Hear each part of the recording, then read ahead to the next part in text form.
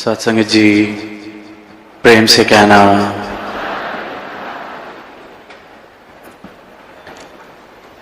सत्संगत ये जो 77वां समागम और इसका भाग बनने का अवसर हम सबको मिला है।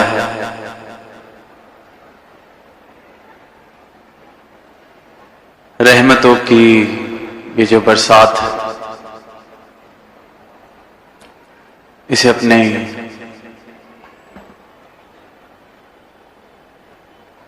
जीवन में इस बरसात में भीगने का अवसर जो हमें मिला है, ये जो एक सीमित सा जीवन, सीमित सी हस्ती, उसका ये विशाल रूप जिसका विस्तार असीम है, उस सीमित सी हस्ती को भी ये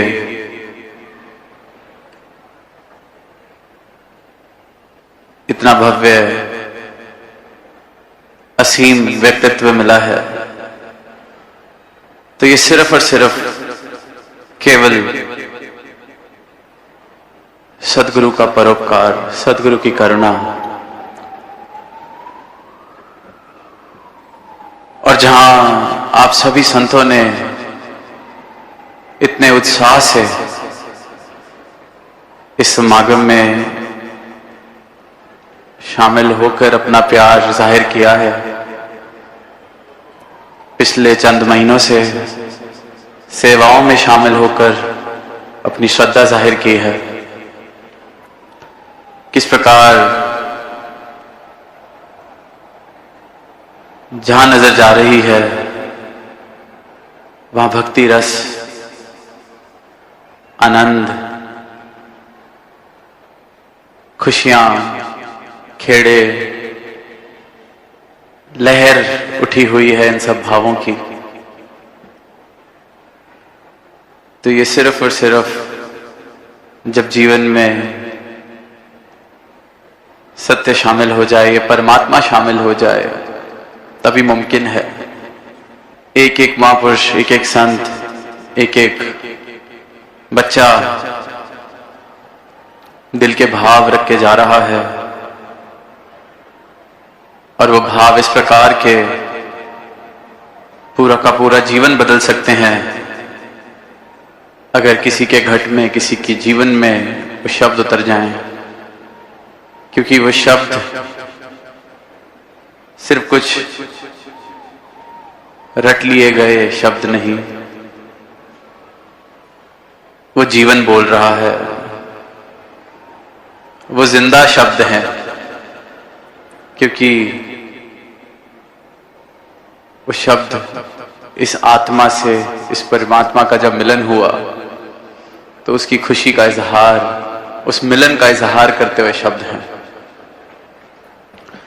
और निरंतर हर एक संत ने विस्तार, इस असीम की ओर विस्तार किस प्रकार किया जा सकता है, या इस विस्तार से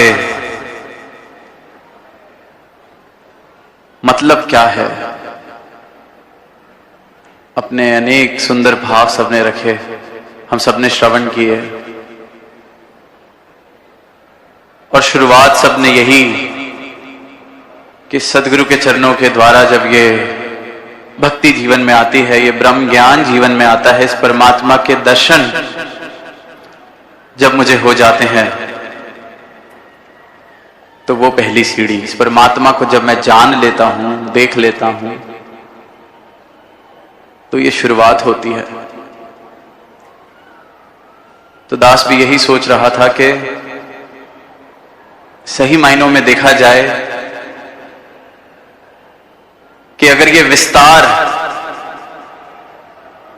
करना है असीम की ओर, तो इसका रास्ता स्वार्थ से गुजरता है। इस विस्तार की ओर अगर जाना है तो पहले स्वार्थ। अक्सर सुनते हैं स्वार्थ की परिभाषा कि बहुत स्वार्थी है, इसको सिर्फ अपनी पड़ी है, सिर्फ अपने बारे में सोचता है। पर इसी शब्द को अगर इस प्रकार देख लें कि स्वार्थ मतलब स्वयं का अर्थ, मेरा अर्थ, मैं हूं कौन, मेरा मूल अर्थ क्या है, ये सवाल जिसके जीवन में आया, स्वार्थ सही मायनों में जिसके जीवन में आया, अपने बारे में अगर कुछ सोचना ही है, अपने बारे में कुछ करना ही है, अपने ऊपर कोई परोपकार करना ही है, सही मायनों में स्वार्थी अगर होना है, तो जिस कारण ये तन मिला है, जिस कारण ये अवसर मिला है, इतना स्वार्थी मैं हो जाऊं कि इस कार्य को पूरा कर लूं जो सिर्फ और सिर्फ इस योनि में पूरा हो सकता है। इतना स्वार्थी मैं हो जाऊं कि इसका जवाब ढूंढ लूं कि मैं हूं कौन।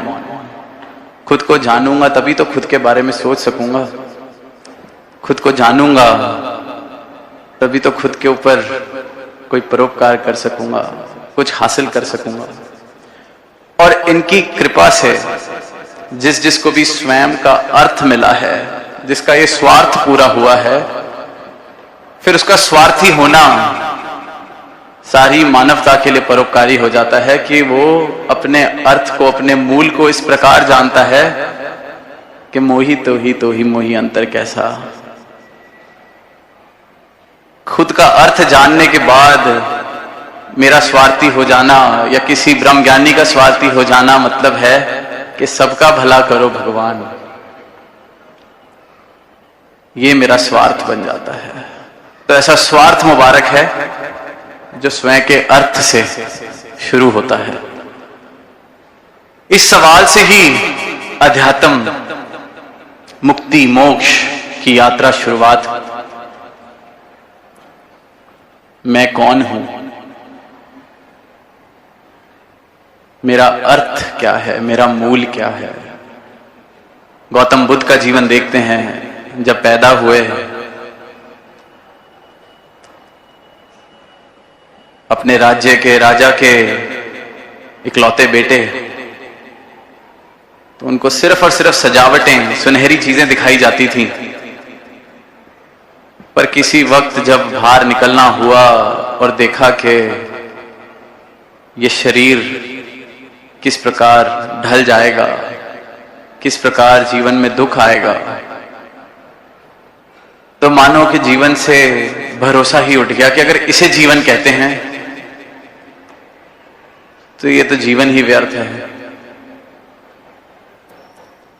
इसे अगर जीवन कहा जाता है कि आज ये जोबन चढ़ा हुआ है और कल इसने दरिद्र हालत में पहुंच जाना है, तो ये जीवन ही व्यर्थ है। और बस वहीं से शुरुआत हुई स्वार्थ की, स्वयं के अर्थ की। घोर तपस्या करते करते उस सवाल का जवाब मिला, तो वही सिद्धार्थ गौतम बुद्ध हुए। और सिर्फ एक सार उस बात का कि जीवन सिर्फ ये नहीं हो सकता निद्रा भोजन भोग भय, और उसके बाद सिर्फ और सिर्फ ये दुख, हासिल कुछ होना नहीं, बस एक दौड़ के बाद दरिद्र सी हालत में पहुंचकर इस यात्रा को पूरा करना। अगर यही जीवन है तो ऐसा जीवन नहीं जीना। इसके पार भी कुछ अगर है तो उसको जानना है। और हर एक संत ने, हर एक पीर ने, हर एक पैगंबर ने यही एक आवाज मानव को दी है कि अपना अर्थ, अपना मूल पहचान लो। ये जो निद्रा की अवस्था में जीवन जिया जा रहा है, इस निद्रा से जागृति की ओर विस्तार करो, क्योंकि निद्रा में जो जीवन जिया जा रहा है उसमें हासिल कुछ नहीं होना। जितना हासिल करने का प्रयास किया जाएगा उतना ही दरिद्र खुद को पाया जाता है। कुछ हासिल नहीं लगना। वो जो शेर की पंक्तियां आती हैं कि उम्र दराज मांग के लाई थी 4 दिन, 2 आरजू में गुजर गए 2 इंतजार में। कि 4 दिन के इस जीवन में 2 दिन आरजू में गुजर गए, आकांक्षाओं में गुजर गए, मांग में गुजर गए, और 2 दिन इंतजार में। और जब नजर घुमा के देखते हैं तो हर एक इंसान की ये हालत, हर एक जीवन इसी प्रकार निद्रा में चल रहा है, 2 दिन आरजू में, 2 दिन इंतजार में। जो आरजू कर रहा है, अगर जिस चीज की आरजू, जिस चीज की आकांक्षा वो हासिल हो जाए तो भी कुछ हाथ पल्ले लगता नहीं, तो भी व्यर्थ सा ही महसूस होता है, तो भी दरिद्र महसूस करता है। और हासिल ना हो तो वो जीवन इंतजार में, दरिद्र हालत में पहुंच जाता है। 2 दिन आरजू में, 2 दिन इंतजार में। हर किसी के जीवन की यही कहानी, और इंसान निद्रा की अवस्था में यही जीवन जिए जा रहा है, जिए जा रहा है, जिए जा रहा है। और फिर वहीं सदगुरु आवाज दे रहे हैं कि निद्रा से जागृति की ओर विस्तार करा जाए। जागकर अपनी इस हालत को देख लो, अपने इस जीवन को देख लो। जिस जिस चीज की आरजू की, अगर वो मिल भी गया तो क्या आज कुछ हाल बेहतर है? और जिसकी आरजू नहीं की तो उसका भी कुछ मिल गया, उससे भी लगाव अगर इतना ज्यादा हो गया, उसने भी क्या दिया? इंतजार है कि कुछ मिल जाएगा। वो अगर मिल भी जाता है, मुझे बड़ा पुराना एक फिल्म का गाना कि ये दुनिया अगर मिल भी जाए तो क्या है। जिस जिसको मिली है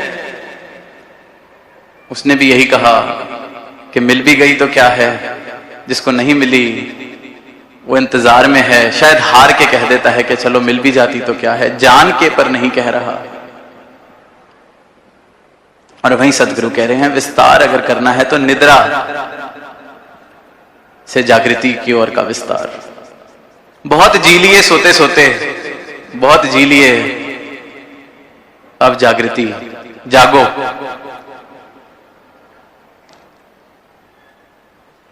निद्रा की अवस्था इस प्रकार है कि मैं रोज वही गलतियां दोहराता हूं, आसपास हर एक इंसान वो गलती दोहराता है, वही जीवन जी रहा है, पर हम में से कोई भी उस चीज को देखकर बदल नहीं पा रहा, क्योंकि उसकी व्यर्थता का एहसास मुझे नहीं हो रहा है। और जब ये बात समझ में आने लगती है कि हासिल क्या हुआ, सिकंदर की मैं बात कर देता हूं, कह देता हूं, पर हासिल क्या हुआ, तो फिर वही बात के उम्रे दराज मांग के लाई थी 4 दिन। या तो आरजू कर रहे हैं, इंतजार, हासिल कुछ नहीं। और निद्रा और जागृति में सिर्फ यही फर्क है कि निद्रा का जीवन मैं खुद को जाने बिना जी रहा हूं। जब तक मुझे मेरे मूल स्वरूप की पहचान ना हो जाए, जब तक इस मूल स्वरूप को, अपने अर्थ को मैं देख ना लूं, जान ना लूं, उसका एहसास ना कर लूं, तब तक जो जीवन जिया जा रहा है वो व्यर्थ, निद्रा का जीवन। और जब जागकर ये सच्चाई मेरे सामने आ गई, मेरा मूल मुझे मिल गया, मुझे मेरी पहचान मिल गई, अपना चेहरा देख लिया, तो समझो कि सवेरा होना शुरू हुआ है, आंख खुलनी शुरू हुई है।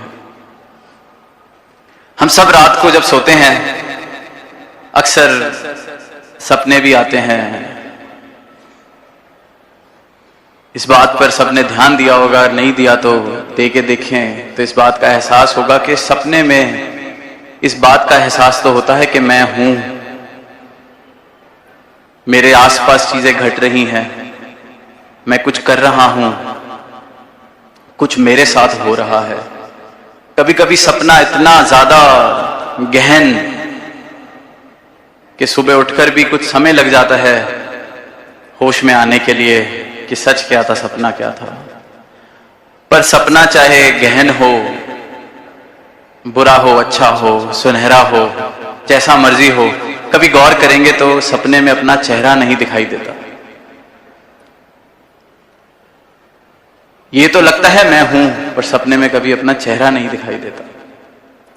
अगली बार अगर इस बात का एहसास या अनुभव नहीं किया तो कभी सपना आए तो हम देखें तो सपने में अपना चेहरा नहीं दिखाई देता।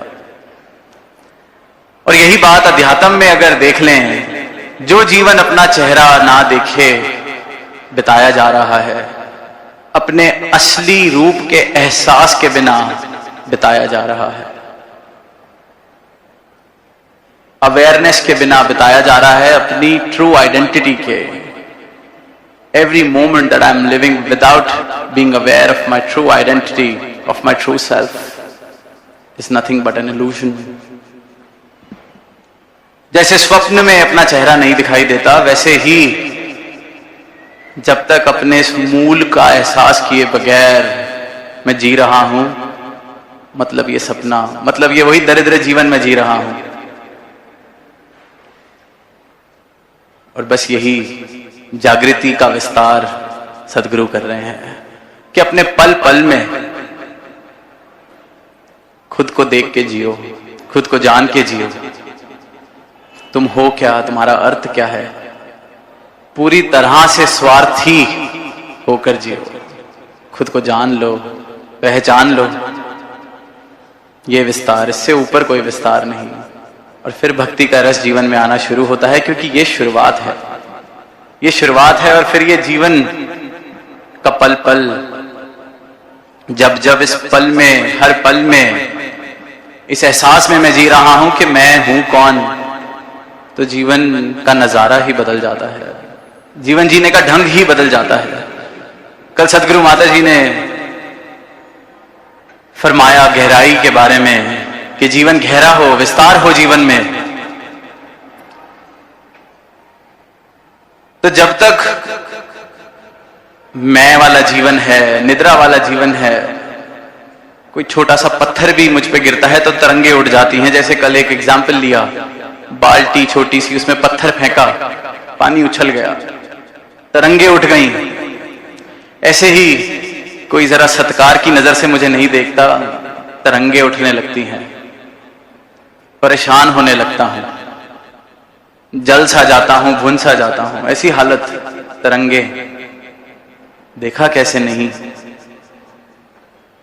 फिर थोड़ा सा विस्तार कि किसी के देखने से नुकसान नहीं, पर कोई गाली दे जाए तब तरंगे उठ जाती हैं। फिर उसके पार का विस्तार कि कोई गाली दे गया तब भी कोई बात नहीं, पर कोई अपना गाली दे जाए, अपना कोई मुझे मूर्ख कह दे, फिर तरंगे उठ जाती हैं। तो सदगुरु माता जी ने कहा विस्तार, सागर गहरा है इसलिए शांत है। क्या तरंगे उठे वहां, तो इतना विस्तार में होता, मेरे जीवन में होता चला जाए। आज बाल्टी जितना मेरा व्यक्तित्व है, तो बाल्टी से स्विमिंग पूल जितना सफर में करूं, फिर नदी, फिर तालाब, फिर गहराई सागर की प्राप्त हो। और सदगुरु माता जी ने यह नहीं कहा कि विस्तार समुद्र की गहराई की ओर, इन्होंने आदेश दिया है, उपदेश दिया है विस्तार असीम की ओर। तो रुकना नहीं, क्योंकि जीवन नहीं रुकता, जीवन ने चलते जाना है। अपनी दिशा में इनके अनुसार कर लूं तो जीवन सिर्फ असीम की ओर विस्तार करेगा। दास ने कुछ समय पहले वो जो भाव, जो बाबा जी अपनी विचार में कहते थे कि जीवन में किसी की बात को पत्थर पर लकीर की तरह नहीं, पानी पे लकीर की तरह लिया जाए, तो मन में वही भाव आए कि अगर मेरा जीवन की अवस्था यही है कि अभी पत्थर पर लकीर, माफ नहीं कर पाता, भूल नहीं पाता, पानी तक पहुंचना मुश्किल लग रहा है कि पानी पर लकीर वाला जीवन कैसे मिले, तो पहले रेत पर लकीर की तरह पहुंच जाऊं। इतनी भी पक्की लकीर ना हो जाए कि कोई माफी मांग ले मैं माफ ना कर पाऊं। कम से कम उस जगह के रेत पे लकीर, किसी ने माफी मांगी, पानी पड़ गया तो वो लकीर मिट गई। और वहीं से फिर मेरा विस्तार धीरे धीरे पानी पर लकीर की तरह, वही जैसे पानी पर लकीर लगाने की कोशिश की जाए, बनते बनते साथ ही मिटती जाती है। और फिर ये ऐसी कृपा करें कि असीम की ओर मेरा विस्तार हो जाए कि हवा पर लकीर पड़ती ही नहीं, पानी जितनी लकीर भी ना पड़े। अब ये तभी हो सकता है जब खुद का बोध हो जाए, मैं हूं कौन ये पता चल जाए, क्या अस्तित्व है मेरा मुझे पता चल जाए। तभी फिर सीमित दायरों से जीवन असीम की ओर बढ़ना शुरू हो जाता है। कहना बहुत आसान है, दोहराना बहुत आसान है, पर दोहरा देना, कह देना, रट लेना, पढ़ लेना, वो मेरी नॉलेज बैंक को जरूर डिस्प्ले कर सकता है, उसको याद जरूर कहा जा सकता है, पर समझ तब तक नहीं कहा जा सकता जब तक इस भाव को जी ना लिया जाए। मैंने कह दिया हम ब्रह्मास्मि, मैं ब्रह्म हूं। बहुत ज्ञानियों ने यह बात कही, बहुत ज्ञानियों ने, पर जी कितनों ने? जिसने जी ली फिर उसके जीवन की भाव दशा कुछ इस प्रकार हो जाती है कि अहम ब्रह्मास्मि का एहसास जब हुआ तो फिर अहम खत्म हो जाता है। जब ब्रह्म मिल गया, ब्रह्मास्मि पता चल गया कि मैं ब्रह्म हूं, तो अब मैंने रहकर करना क्या है, फिर ये ब्रह्म ही ब्रह्म है। ये भाव दशा उसकी जिसने इसको जी लिया और जिसने ज्ञानी बनकर इसको पढ़ लिया, बुद्धि के तल पर समझ लिया, उसकी भाव दशा कुछ इस प्रकार हो जाती है कि अहम ब्रह्मास्मि में अहम पर जोर ज्यादा हो जाता है। बहुत ज्ञानी आए फिर दुनिया में ही ज्ञान बांट रहे हैं अहम ब्रह्मास्मि, क्योंकि वो तो पता चल गया कि अब अहंकार की सीमा सारी खत्म कि मैं तो ब्रह्म हूं। तो फिर ब्रह्म तो जितना मर्जी अहंकार करे, विस्तार उल्टा हो गया, दुर्गति की तरफ विस्तार होना शुरू हो गया। तो कहा सुनी, दोहरा देना, कह देना, कोई पैमाना नहीं, जी लेना, अनुभव कर लेना, इसको हासिल कर लेना। तो मेरा विस्तार कहने सुनने से जीने की ओर हो जाए, दोहराने से समझ की ओर मेरा विस्तार हो जाए, बातों से अनुभव की ओर मेरा विस्तार हो जाए, तो विस्तार मुबारक है।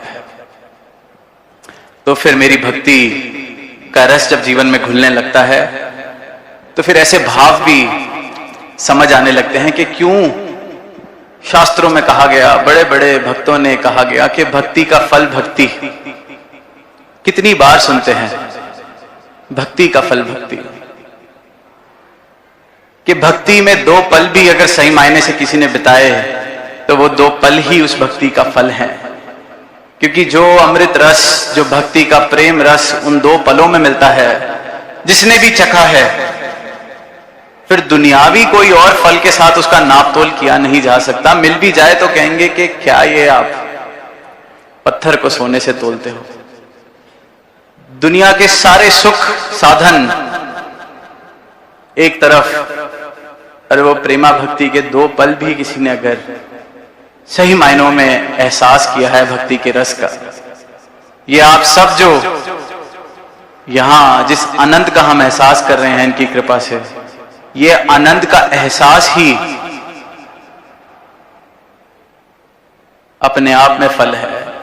जिसने भी भक्ति को साधन की तरह देखा है उसके जीवन में जरूर ये सवाल आते हैं। और अधिकतर इंसान धर्म को और परमात्मा को एक साधन की तरह जीवन में शामिल करना चाहता है। We often bring devotion and the almighty in our lives as a means to an end. It's a vehicle for me to reach a destination. It's a means to an end. And when the end is not fulfilled, I'm filled with the questions whether the path that I've chosen is the right one or not. whether the God that I'm worshipping is the right one or not. Because the intent was to use devotion in Almighty as a means. But true devotion is the mean and is the end. भक्ति खुद ही साधन भी है और भक्ति खुद ही साध्य भी है। रास्ता भी यही, मंजिल भी यही, भक्ति का फल भक्ति। तो मेरी भक्ति का ये विस्तार हो जाए। अगर अभी भी जीवन में परमात्मा इसलिए है कि कहीं कुछ हासिल करना है, सहारा है, सिर्फ एक सहारा है, कहीं पहुंचने के लिए एक वाहन में बैठे हैं, जाना तो कहीं और है, चाहिए तो कोठी, गाड़ी, बंगला, मेहनत नहीं करते, नौकरी नहीं करते, परमात्मा को साथ लेते हैं। तो फिर परमात्मा मेरे लिए एक साधन है, परमात्मा से मेरा कोई लेना देना नहीं। क्योंकि जब कोई चीज साधन होती है तो जब वो अपनी मंजिल पर पहुंचा देती है, अक्सर हम फिर उस साधन को छोड़ देते हैं, क्योंकि रास्ता उतना ही था। और वो अगर साधन मुझे मंजिल तक ना पहुंचाए तो फिर साधन कोई और इंसान बदल लेता है कि परमात्मा ये वाला नहीं पहुंचा रहा तो कोई युक्ति में कमी है, तरीका बदल लेते हैं। तो भक्ति सही मायनों में भक्ति तभी है जब इस भक्ति को साधन की तरह नहीं, इस भक्ति के रस के लिए किया जाए। भक्ति का रस ही इस भक्ति का फल है। और जिसने भी आप संतों ने प्राप्त किया है, यही आवाज सारी मानवता को दे रहे हैं कि ये प्रेमा भक्ति के दो पल भी, ये एक तरफ और दुनियावी साधन से मिले हुए सुख एक तरफ, इनका कोई मोल नहीं, ये कहीं और से मिल नहीं सकते। और सदगुरु यही कह रहे हैं कि सब मुबारक है, बड़ी से बड़ी गाड़ी मुबारक है, बड़ी से बड़ी नौकरी, बड़ी से बड़ा पद मुबारक है, पर प्रेमा रस, प्रेमा भक्ति का रस जीवन में आ जाए, भक्ति का रस जीवन में आ जाए, तो फिर जीवन उस दरिद्र हालत में नहीं पहुंचेगा। जीवन फिर उस हाल पर नहीं पहुंच जाएगा कि उम्र दराज मांग के लाई थी 4 दिन, वही 2 दिन की मांगे, 2 दिन का इंतजार, यही कहानी बन के नहीं रह जाएगी। तो फिर ये जीवन मुबारक इस प्रकार बन जाएगा कि ये जीवन कहियों के उस सवाल का जवाब बनेगा कि मैं कौन हूं, किस लिए भेजा है। इस प्रकार मेरी भक्ति का विस्तार हो जाए कि साधन मात्र ना रह जाए, साधन मात्र ना रह जाए, याद मात्र ना रह जाए, जीवन अनुभव बन जाए। एक छोटी सी कहानी, बड़ी पुरानी, शास्त्रों में भी जिक्र, पुरातन जिक्र इसका होता रहा कि एक इंसान, बहुत धन संपत्ति जिसके पास,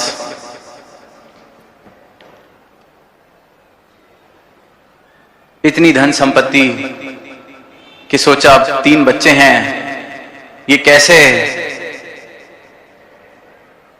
फैसला करूं कि कौन इसका संभाल कर सकेगा, इसका विस्तार कर सकेगा, कौन इतना लायक है, कौन इतना काबिल है तीनों में से। तो एक दिन तीनों को बुलाता है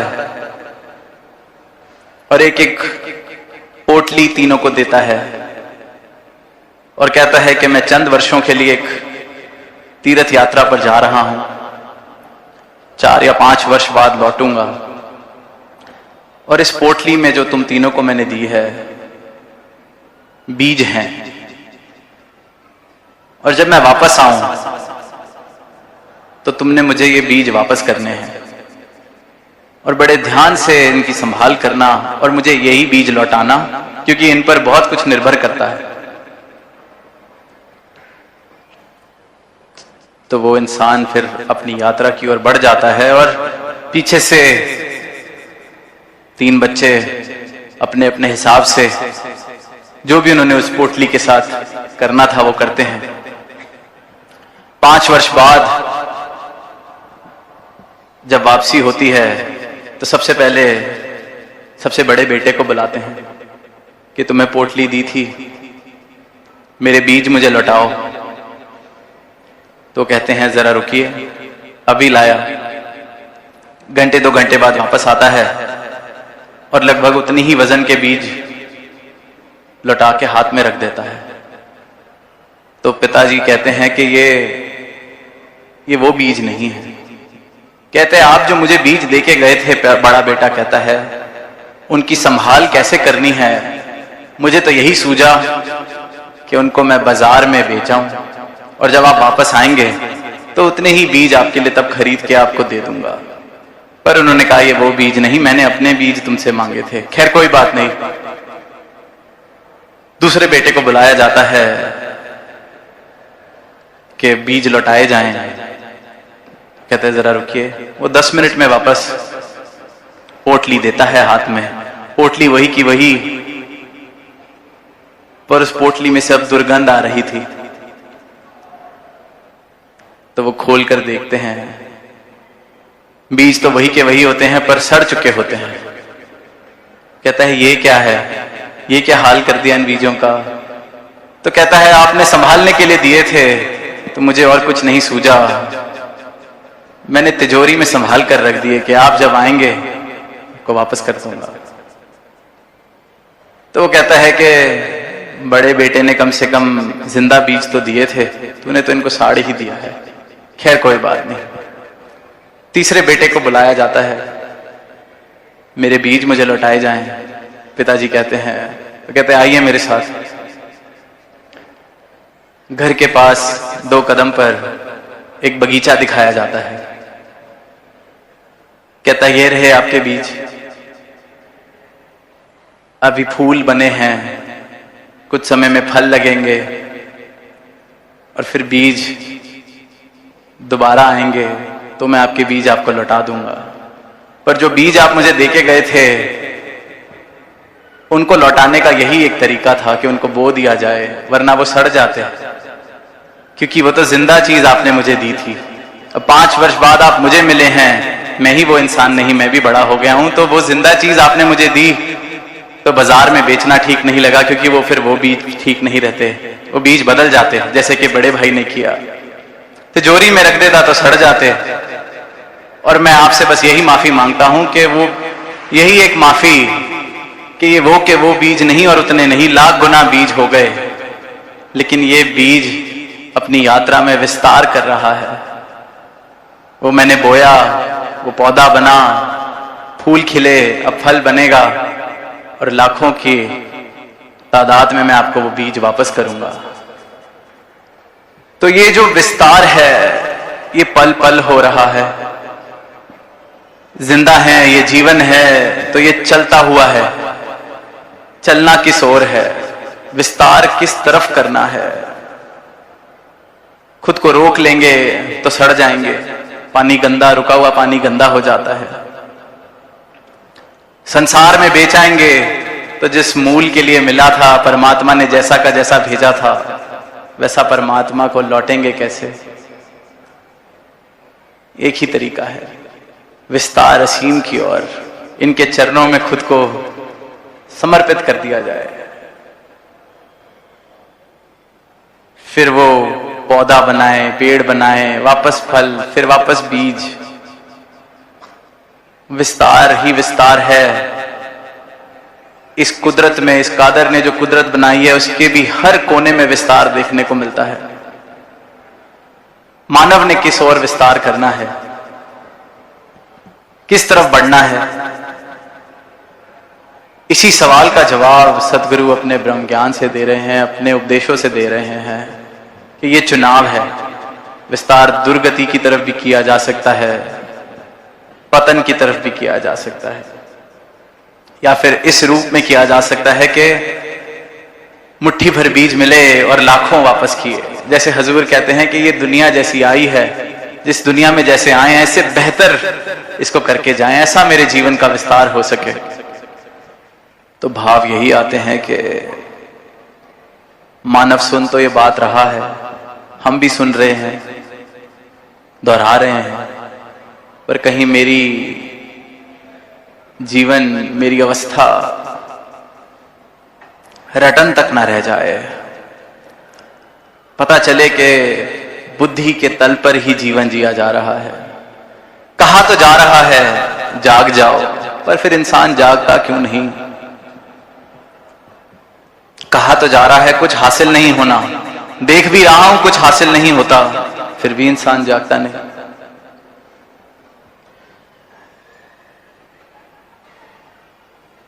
कहा जाता है कि इंसान वैसे तो खुद को बड़ा तार्किक मानता है, पर कुछ कुछ चीजें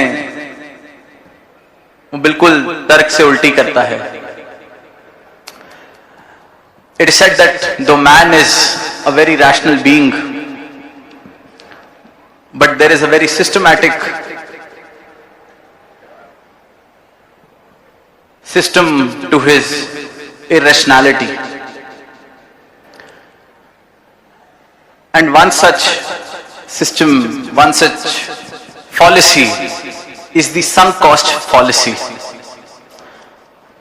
जब पढ़ाई कर रहे थे बिजनेस के लेक्चर में एक कॉन्सेप्ट बताया, संक कॉस्ट फॉलिसी। फॉलिसी माने तर्क दोष। So the concept of sunk cost fallacy is that man becomes irrational and continues in his unsuccessful endeavors, even though quitting or changing his ways seem more beneficial, just because he has invested a lot of time, effort and money into it. कोई ऐसी चीज करते चले जाना जिससे मैं देख रहा हूं कि मुझे नुकसान हो रहा है, सिर्फ इसलिए क्योंकि बड़े वर्ष हो गए हैं, बहुत समय लग गया है, यही करते आ रहे हैं, अब कैसे छोड़ दें। तो जब पढ़ा तो उन्होंने यही बताया कि अक्सर कोई गलत डिसीजन जब कोई अपने व्यापार में ले लेता है तो उस गलती से वापस नहीं मुड़ता, क्योंकि कहता है अब इतना पैसा लग गया है, अब कैसे मुड़े।